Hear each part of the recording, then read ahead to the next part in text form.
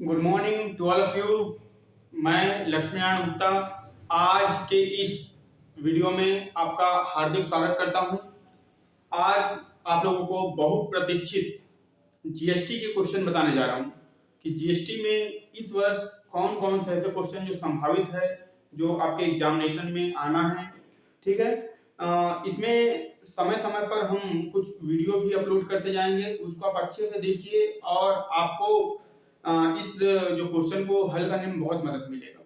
तो चलिए हम यूनिट वाइज चर्चा कर लेते हैं कि कौन सा यूनिट में कौन सा क्वेश्चन आने की संभावनाएं ज्यादा है। तो सबसे पहले पहला यूनिट की बात करते हैं। तो पहला यूनिट में पहला क्वेश्चन है, सीमा शुल्क के प्रमुख उद्देश्य को बताइए। Main objective of custom duty. सीमा शुल्क अधिनियम के अंतर्गत आयात व निर्यात पर प्रतिबंध क्यों लगाए गए।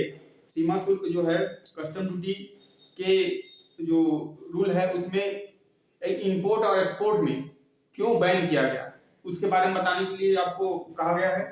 दूसरा क्वेश्चन है, सीमा शुल्क के महत्व की विवेचना कीजिए। सीमा शुल्क क्या, उसका जो इंपॉर्टेंस क्या है, कस्टम ड्यूटी का इंपॉर्टेंस क्या है, उसके बारे में आपको बताना है।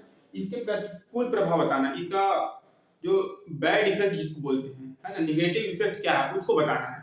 ठीक। तो क्वेश्चन क्या बोल रहा है, सीमा शुल्क के महत्व की विवेचना कीजिए तथा इसके प्रतिकूल प्रभाव का वर्णन कीजिए। इस यूनिट से तीसरा अगर थ्योरेटिकल क्वेश्चन की बात करें तो सीमा शुल्क की गणना के लिए विभिन्न प्रकार के शुल्क ज्ञात करने के लिए की विधि बताइए। जब हम कस्टम ड्यूटी पढ़ते हैं तो उसमें बहुत तरीके के अलग अलग शुल्क निकालते हैं, जैसे CIF है ना, CIF निकालते हैं, FOB निकालते हैं। ठीक। तो और भी जो भी कस्टम ड्यूटी कैसे काउंटिंग करते हैं उसके अलग अलग एसेसेबल वैल्यू की बात करते हैं। तो उन सब चीजों को निकालने के लिए बात कर रहे हैं कि कैसे उसकी गणना करते हैं। टेबल के थ्रू आपको क्या करना है, बताना है।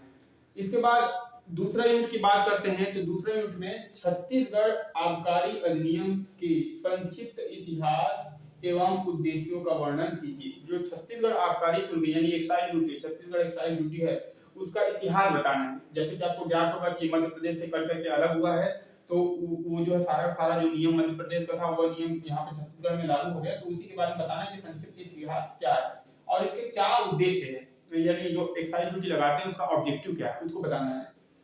दूसरा इसमें है मादक पदार्थ के उत्पादन, जो अल्कोहलिक प्रोडक्ट है ना, उसका उत्पादन, प्रोडक्शन, संग्रह, कलेक्शन और विक्रय, सेल्स से संबंधित छत्तीसगढ़ आबकारी अधिनियम के प्रावधानों का संक्षेप में वर्णन कीजिए। जो उसके प्रावधान प्रोविजन है उसको हमको क्या करना है, शॉर्ट में उसको एक्सप्लेन करना है। ये हो गया आपका यूनिट 2 का क्वेश्चन। इसमें क्या होता है, एक क्वेश्चन और एक न्यूमेरिकल और एक थ्योरेटिकल क्वेश्चन आते हैं। तो थ्योरी वाला ये क्वेश्चन आपका बनेगा। फिर यूनिट 3 थ्योरेटिकल पोर्शन ज्यादा इसमें है। जीएसटी परिषद की संरचना एवं कार्य को समझाइए। जीएसटी काउंसिल है, उसकी स्ट्रक्चर क्या है, ठीक, उसको बताना है। साथ साथ जीएसटी काउंसिल में के जो वर्क है, फंक्शन है, वो फंक्शन क्या है उसको हमको बताना है। इसके बाद दूसरा क्वेश्चन इस यूनिट से बनते हैं, जीएसटी के भुगतान को विमुख करने के लिए कौन अधिकारी है। यानी जीएसटी को जो भुगतान होता है, पेमेंट होता है, उसको कौन रोक सकता है, इसके बारे में बोला है।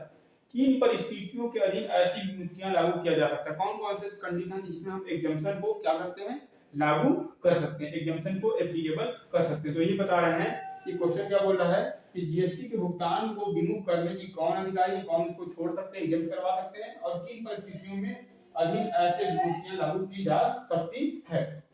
इसके बाद है, जीएसटी से उत्पन्न कठिनाइयों की विवेचना कीजिए। जीएसटी जब लागू हुआ तो उससे क्या क्या प्रॉब्लम्स क्रिएट हुई उसके बारे में बताना है। इसके समाधान की हेतु सुझाव दीजिए। इनका क्या है, जीएसटी में जो प्रॉब्लम आ रहा है उसको हम सोल्यूशन कैसे निकालें उसके बारे में बात कर रहा है ये। चौथा यूनिट से ई वे बिल। ई वे बिल क्या है, what is E way bill. इसके सृजन के लिए उत्तरदायी व्यक्तियों की विवरण के साथ इसके प्रदायनी आवश्यक सूचनाएं क्या है। ई वे बिल में कौन कौन से ऐसे कौन अधिकारी हैं, है ना, इसको क्रिएट करने के लिए कौन व्यक्ति उत्तरदायित्व है, और उसके बाद उसमें कौन कौन से स्टेटमेंट देना पड़ता है उसके बारे में बात कर रहा है। वो क्या बोल रहा है कि जीएसटी क्या है, ई वे बिल क्या है, इसके सृजन के लिए उत्तरदायित्व व्यक्तियों के लिए विवरण के साथ इसमें प्रदानी आवश्यक सूचनाएं, कि इसमें कौन कौन से ऐसे सूचना है, स्टेटमेंट है जिसको हम प्रदान कर सकते हैं।